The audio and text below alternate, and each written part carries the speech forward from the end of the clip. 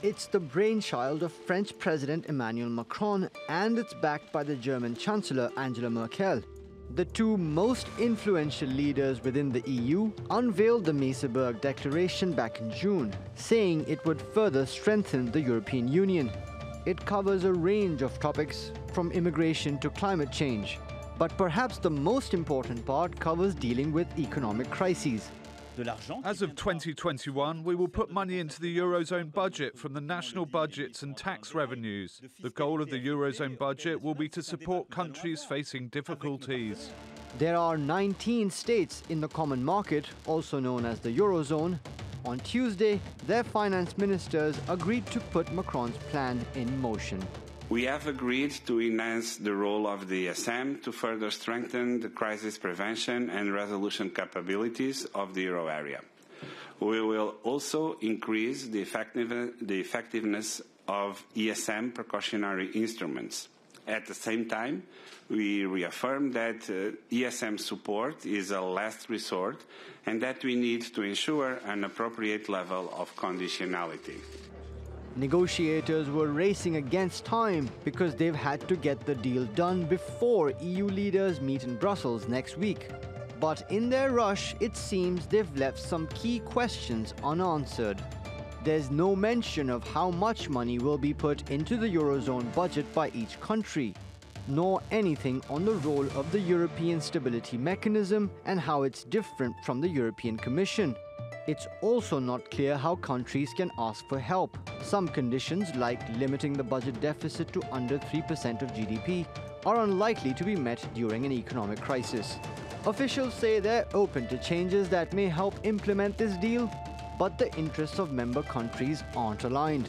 Italy and some others want easy access to funds as they're facing a crisis now. Others, like the Netherlands, don't want to empty out their coffers to fix others' problems. And some fear trying to reach a middle ground could water down the effectiveness of the plan. Mobin Nasir, TRT World. Well, for more on this, let's talk to John Whittaker in Lancaster. He's a senior teaching fellow at the Lancaster University Management School. John, first of all, what are the chances of all this getting through all of those EU parliaments and that famed bureaucracy? Well, yes, but I think the chances of this getting through are quite good, but there's not much that's been agreed, really, is there? It's simply that there's been some kind of agreement that there's some more flexibility in the European Stability Mechanism Fund. In other words, they can spend a bit more money to prop up countries whose banks are in difficulties.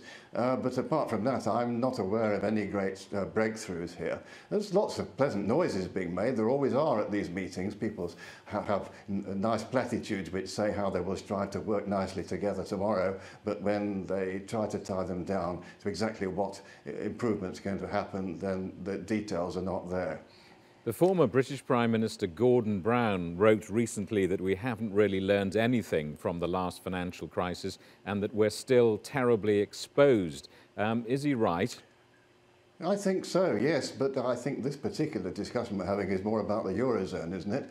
And in fact, it's the Euro where we are witnessing some attempts to try to make the Eurozone proof against a further financial crisis. But they really have made very little progress here. You know, we were supposed to have fiscal union, well, that's not going, and then banking union, which requires a common deposit insurance policy, and then some kinds of means of looking after each other when they're in difficulties, which is this European Stability Mechanism, which has been used for bailing out in the past Cyprus and then the third bailout for Greece. But you know, there's nowhere near sufficient for handling a major crisis, and the looming crisis is in Italy, and that's far too big for these funds to make any difference to. I mean, we were reporting earlier in this programme, John, the riots in Paris and the consequences of the government's U-turn and Italy's economic difficulties we've reported on this programme before. When you look at those two stories, an EU economic crisis doesn't look so far away, does it? Well, I don't quite want to try and connect the financial troubles with the economy. Certainly, we can look at the Italian travails and realise that that's going to cause trouble. I mean, the French thing is just a political matter. Sure, it's not going to be good for the French economy, but let's stick to the economics. I can talk about that. I'm not so good on the politics of France, I'm sorry. What would you like to see the EU economies do in terms of reform to be more robust, to withstand another economic financial crisis? Well, it's all very well having a wish list. I think one more has to look at what's feasible here.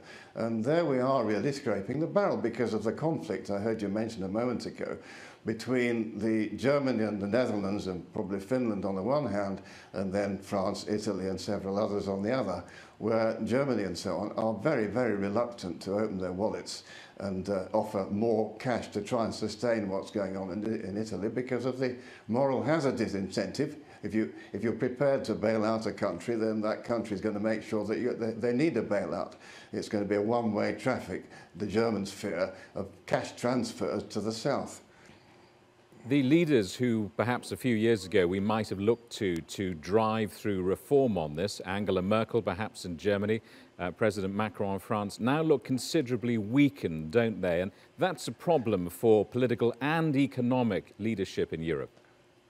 Well, that's quite true, and it's not just in France and Germany where you've got difficulties in the government.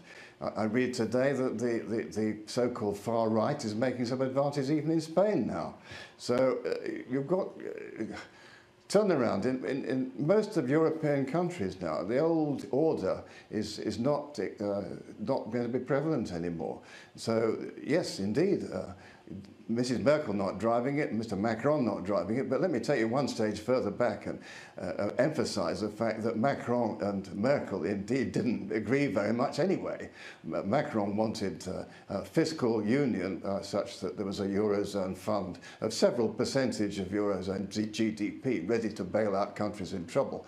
And the Germans shrank back dramatically from that. I think they ended up with a consensus that perhaps they could rake together a new budget of about 0.2% of GDP to form the basis of this fund. But that's really not going to make any difference at all. John, good to see you. John Whittaker in Lancaster. Thank you very much.